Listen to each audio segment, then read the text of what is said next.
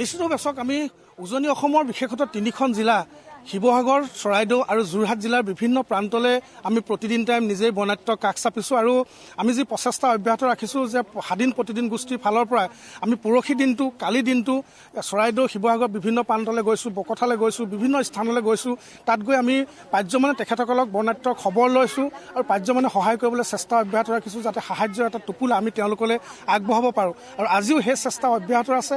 আৰু এই মুহূৰ্তত আমি যোৰহাট জিলাত প্ৰৱেশ কৰিছোঁ। যোৰহাট জিলাৰ যি চুমনি পথাৰ আছে এই চুমনি পথাৰত আহি উপস্থিত হৈছোঁ। আৰু এই যি চুমনি পথাৰ আছে আচলতে এই চুমনি পথাৰক জাজিৰ যি বলীয়া বান্ধ সেই বলীয়া বান্ধে সম্পূৰ্ণৰূপে তছনছ কৰি লৈ গৈছে। এঘৰো বাকী নাই চুমনি পথাৰ যাৰ গৃহ হেৰুৱাইছে, মাটি ভেটি সকলোখিনিয়ে চুমনি পথাৰবাসীয়ে হেৰুৱাইছে। আৰু আজি যি আমি প্ৰতিদিন গোষ্ঠীয়ে স্বাধীন প্ৰতিদিন গোষ্ঠীয়ে যি চুমনি পথাৰত আহি উপস্থিত হৈছোঁ এনেধৰণে তেওঁলোকৰ বৰ্ণাঢ্যৰ এটা খবৰ লৈছোঁ, কিছু তেওঁলোকক এনেধৰণে সহায় কৰিবলৈ চেষ্টা কৰিছোঁ। আৰু আমাৰ প্ৰথম দিনটোতো স্বাধীন প্ৰতিদিন গোষ্ঠীৰ স্বত্বাধিকাৰী জয়ন্ত বৰুৱা, লগতে প্ৰতিদিন টাইমৰ মুখ্য সম্পাদক নিতুমণি শইকীয়া, প্ৰতিদিন কাকতৰ কাৰ্যবাহী সম্পাদক ধৈৰ্যদা, এনেধৰণেই আচলতে প্ৰতিদিন টাইমৰ কাৰ্যবাহী সম্পাদক সুনীত কুমাৰ বৰা, সকলো একেলগে আমি শিৱসাগৰ চৰাইদেউৰ বিভিন্ন প্ৰান্তলৈ গৈছোঁ। আৰু আজি যিহেতু যোৰহাট জিলাত প্ৰৱেশ কৰিছোঁ, যোৰহাট জিলাত আজি এই বন্যাত্যসকলৰ কাষত খবৰ লৈছেহি প্ৰতিদিনৰ সঞ্চালক স্মিতাক্ষী বি গোস্বামীয়ে। আৰু এই মুহূৰ্তত তেখেতৰ লগতে জয়ন্ত বৰুৱা, স্বত্বাধিকাৰী জয়ন্ত বৰুৱা, সহধৰ্মিনী ৰুবি বৰুৱা আজি উপস্থিত হৈছে। আমাক আচলতে উৎসাহিত কৰিছে। এইখিনি যিহেতু আমি কৰি আছোঁ, আমি কৰি থকা কামবিলাকক তেখেতসকলে নিজে উপস্থিত থাকি এই মুহূৰ্তত উৎসাহিত কৰিছে।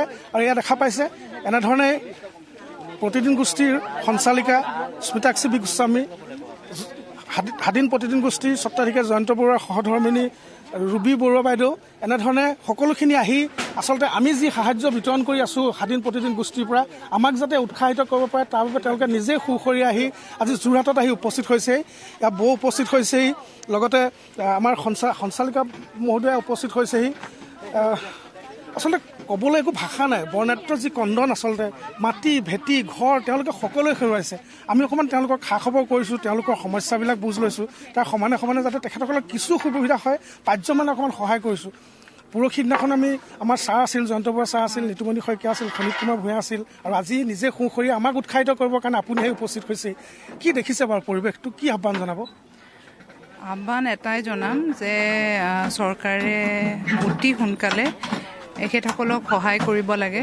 কাৰণ আমি যোনখিনি সহায় কৰিছোঁ সেইখিনি একেবাৰে কিঞ্চিত, একদম নাওমান, মানে আমি একো কৰিব পৰা নাই। আমি যোনখিনি কৰিছোঁ চাগে এদিনৰ বা দুদিনৰ বা 5 দিন যাব চাগে, মই নাজানো।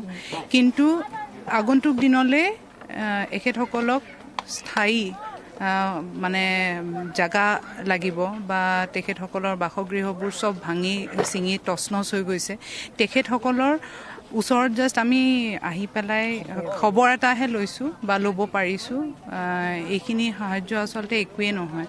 গোটেই অসমবাসীয়ে যি ধৰণকে উভৰি আহিছে বা সকলোৱে নিজৰ সমৰ্থ অনুযায়ী তেখেতসকলে থিয় দিছে।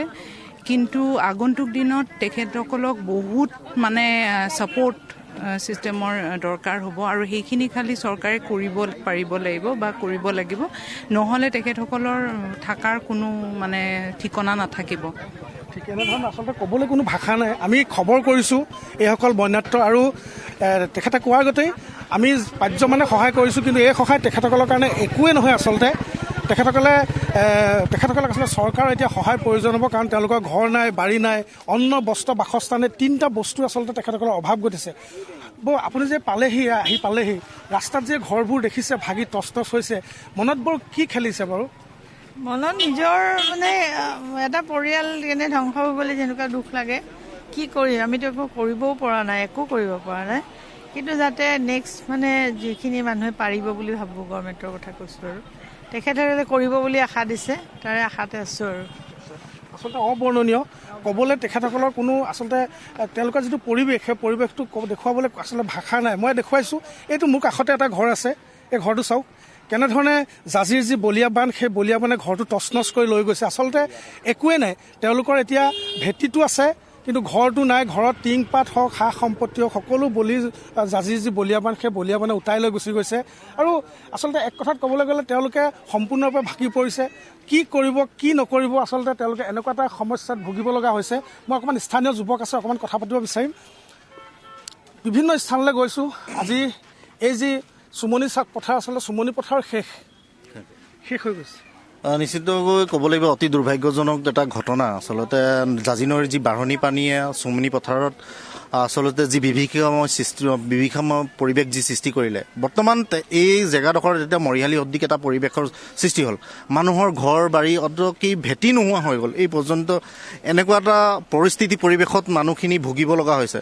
বিভিন্ন জেগাৰ পৰা বিভিন্ন অনুষ্ঠানৰ বিভিন্ন দল সংগঠন, জাতীয় দল সংগঠনে নিশ্চিতভাৱে তেওঁলোকে খাদ্য সামগ্ৰী যোগান ধৰিছে, মানুহৰ জীৱন জীৱিকা মানে স্বাভাৱিক কৰিবলৈ চেষ্টা কৰিছে। কিন্তু আটাইতকৈ ডাঙৰ প্ৰশ্ন এই মুহূৰ্তত যে মানুহবিলাকৰ জীৱন এতিয়া স্বাভাৱিক অৱস্থালৈ ঘূৰি আহিবলৈ হ'লে তেখেতলোকক এটা স্থায়ীভাৱে বাসগৃহৰ প্ৰয়োজন হ'ব। আৰু এই বাসগৃহসমূহৰ বৰ্তমান কোনো চিনচাপে নাই। এটা খুঁটাও তেওঁলোকৰ বাসগৃহসমূহৰ এটা খুঁটাও বাচি থকা নাই।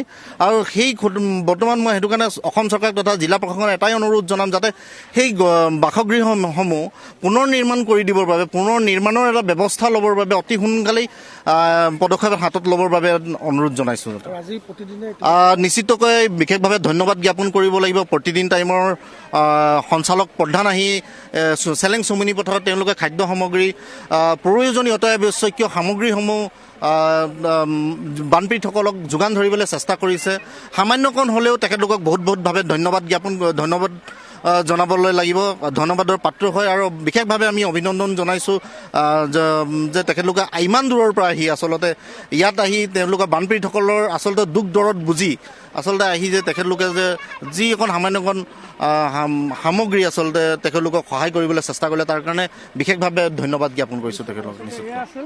আপোনাক এই মুহূৰ্তত ধন্যবাদ জ্ঞাপন কৰিছোঁ।